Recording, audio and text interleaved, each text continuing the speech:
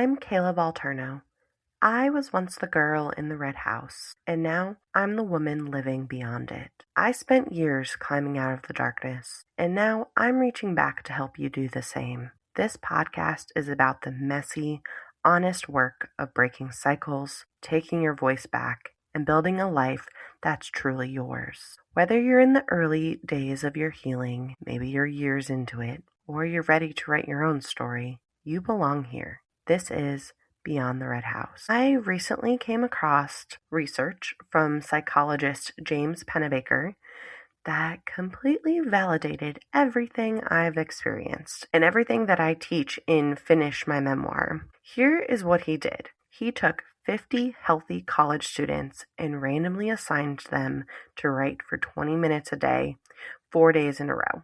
Half of them wrote about the most traumatic events in their lives. The other half wrote about topics like their plans for the day, the weather, simple things. Here's what happened. The students that wrote about their trauma, they went to the doctor less often.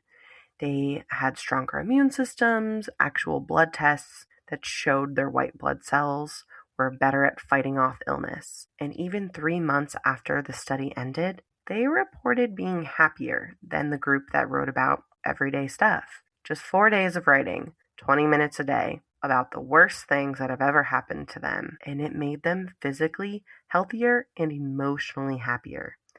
That's crazy, right? So why does this happen? The research explains it like this. Writing about the most troubling parts of our past can be painful in the short term. That makes sense, of course. It hurts to revisit the trauma. But here's the thing. Confronting our trauma and telling the story of what happened to us brings us that closure. It allows us to find meaning in our pain and causes us to be happier and healthier in the long term. So yes, is it hard in the moment? Of course. Is it uncomfortable? Absolutely. But those long-term benefits, both mental and physical, they're real. Now, the research also says something important about when this works best. So writing about trauma helps most people when they've been bottling up their feelings and not sharing with others, holding on to something. So maybe you've been holding on to your story inside for years and you've never really talked about what happened to you. Writing about it can be especially powerful. And the research also says that people respond best to this type of intervention when they feel as if they have control over how they relive those painful episodes. And that's the key. You need to feel in control of the process. You need to feel safe.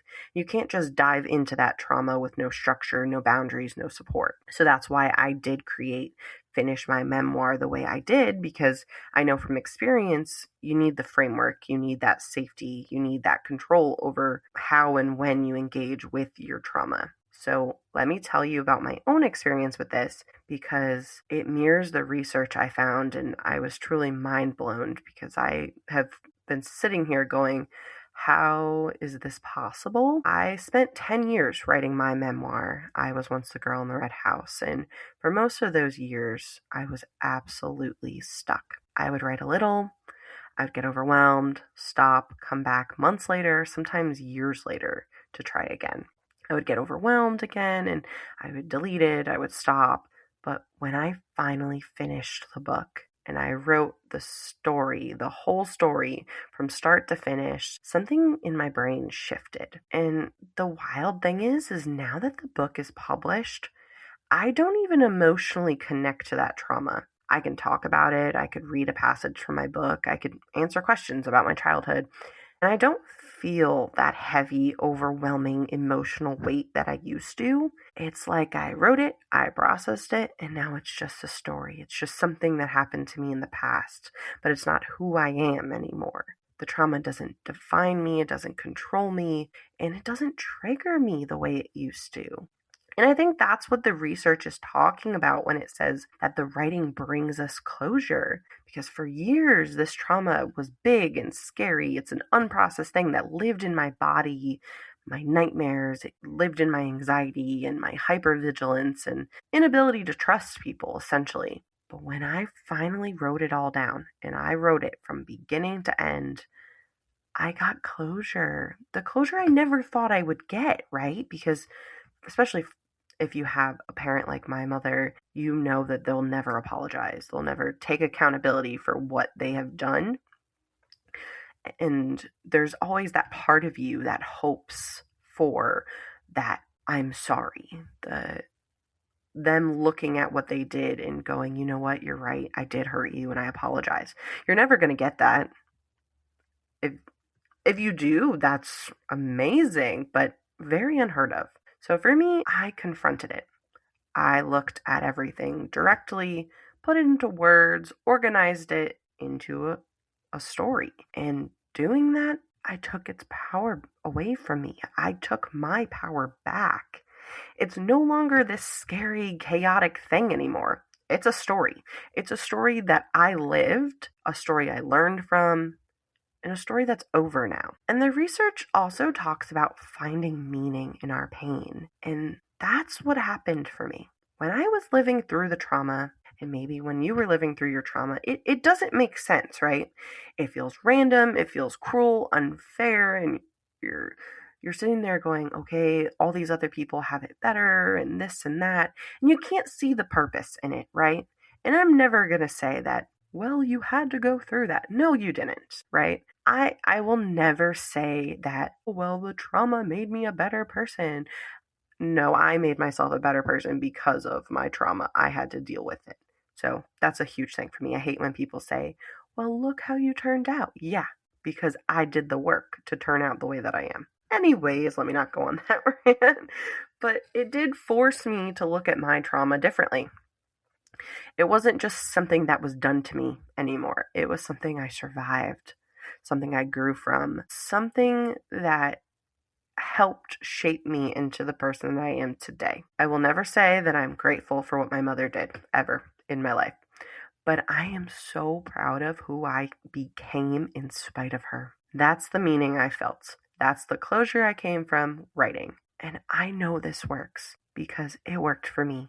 I am the perfect case study. It's so crazy to me that I wrote this and now I could talk about it, and I have no feeling towards the book anymore. It doesn't hurt me to talk about. It doesn't make me feel any type of way. It's just a story now. And that is the craziest thing, because for so long I was stuck in that trauma for years.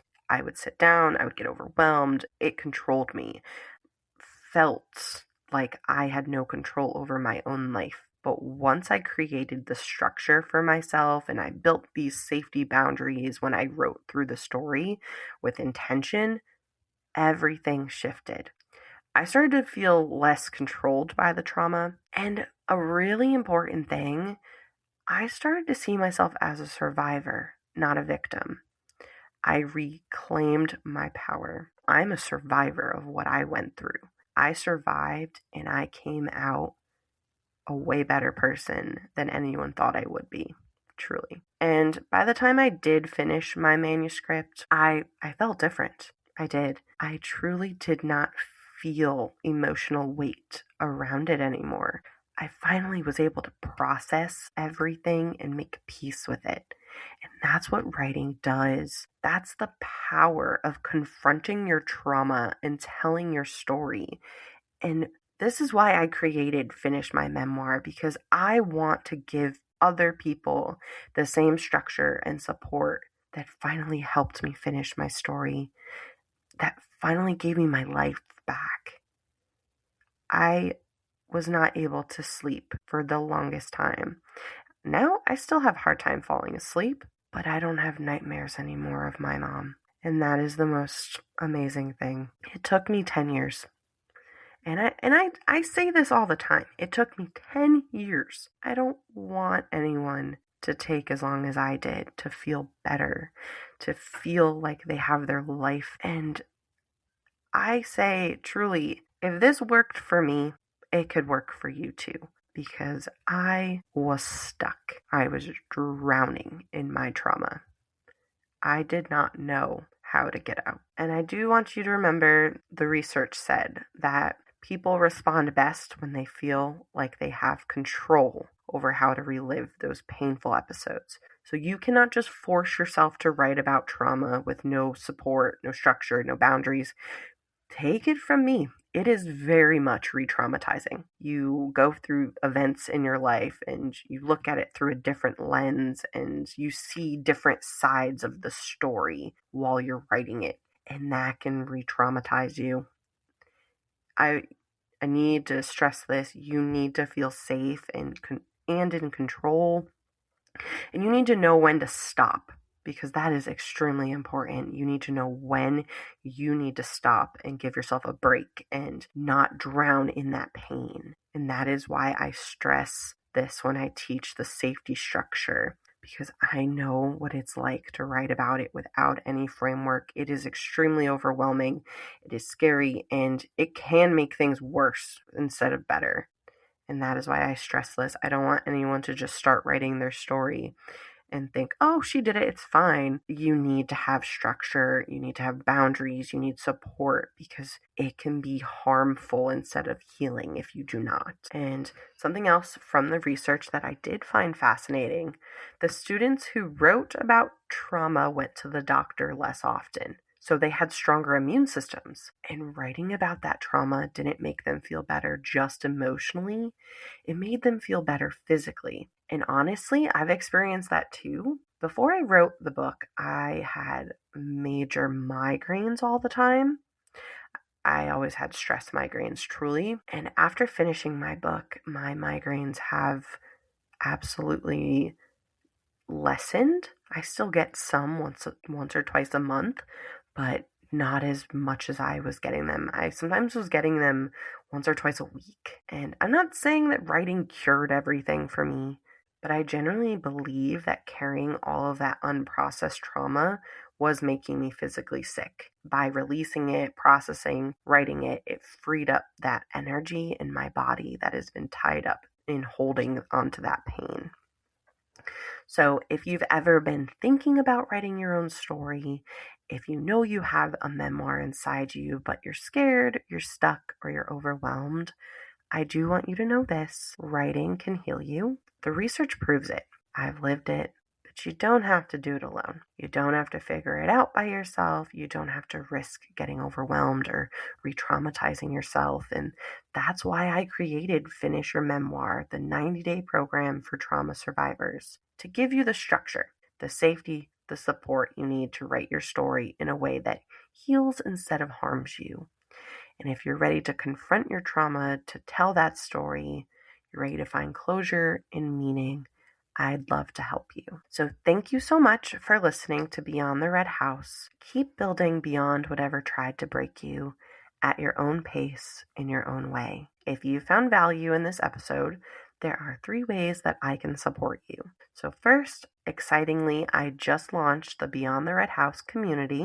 It's on School. It's a safe space for trauma survivors navigating healing, navigating no contact, and breaking cycles.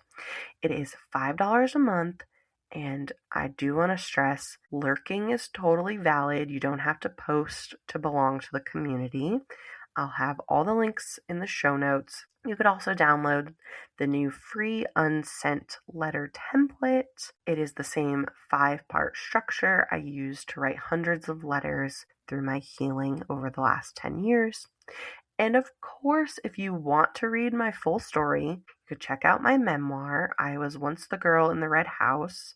It's available on Amazon. Again, all the links will be in the show notes. And of course, if you are ready to write your memoir, to finally turn those scattered journal pages into a finished book, Finish My Memoir 90-day program for trauma survivors gives you the structure and safety I used to complete my manuscript in 90 days instead of 10 years like I took.